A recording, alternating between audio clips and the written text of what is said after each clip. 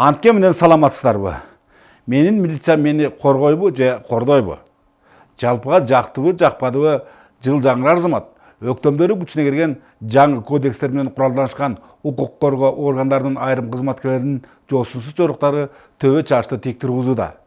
Бири атын өчкүр аракка тоюп алып, алдынан чыккандардын топчусунан ыргыта сүзсө, экинчиси таламандын так түшүндө келин кызга көз артып, дее койчу жоош койлорду каарданган каршкылар кайтарып калган өңдүү.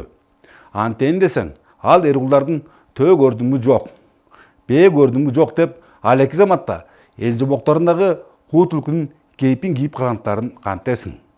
Ошол күнү Токмоктогу чек ара постуна мөөнөткө чыккандардын баарысынын тең кулактары укпайбы же тек гана ага аралашкылары келишпедиби? Айтор кеңселеринин чыга беришиндеги ок атышууларды укпай калгандыктары кызык. Андан да жабылуу аяктын жабылуу эле бойдон калганы дурус дешкенби? Ушул окуяны ийне жибине чейин териштирүүгө түздөн түз милдеттүү. Коомдук тартип сакчылары аны мамлекеттик жашыруун сырдан бешбетер дээрлик 3 күн бою балыкчасынан үн чыгарбагандыктары ушул инциденттин тегерегиндеги өйдө ылдый сөздөрдү көбөйтүп отурат. Айтылгандарга караганда Казакстан менен Кыргызстандын чек арасындагы бул кылмыштык териштирүүлөргө жогорку кеңештин 2/3-үнүн да тиешеси бардай.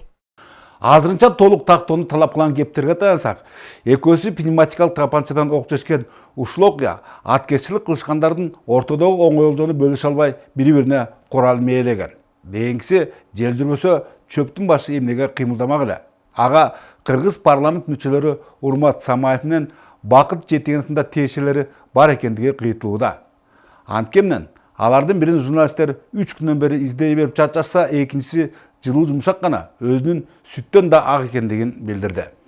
Бул жерде контрабандисттердин бири-бири менен өз ара чычата кылып атат. Анан балким ошо мен Токмоктон болсо, башкалар да ошол жактан болсо, анан балким тиешелери бар дегендер сөздөр болуп атат. Контрабанда деген бул мамлекеттин бюджетин урдамай бүт коор кылмыш да. Ошон үчүн бул жерде абдан бул эме иш да.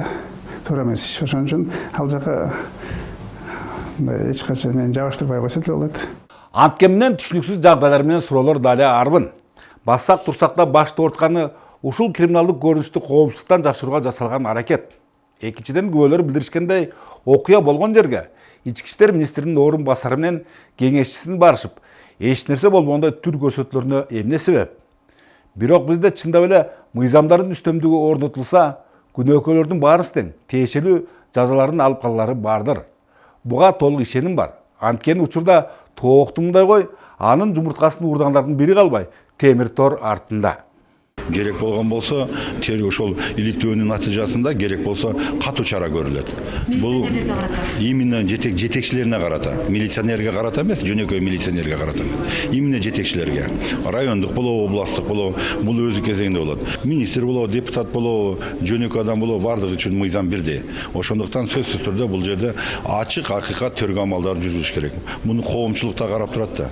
Ишенген кожом сен болсоң, кепшеген жагың урайын деп акылман элибиз айтып келет. Ансыз сыңарында милиция кызматкерлеринин ар кандай жолсуз чоруктарда башкы терс кармандарга айланып жатышкандары жалпыбызды тыш чаткырбай калды көрүнөт. Бир аптада эле алардын экөөсү байсыңбы, кедейсиңби, жетекчисиңби, бомсуңбу, баарыбыз сактоого милдеттүү эрежелерди уруу ойнобой, эне менен эгиз балдардын бирөөсүнүн өмүрүн кыйса, дагы бирөөсү зордуктоого шектелүүдө.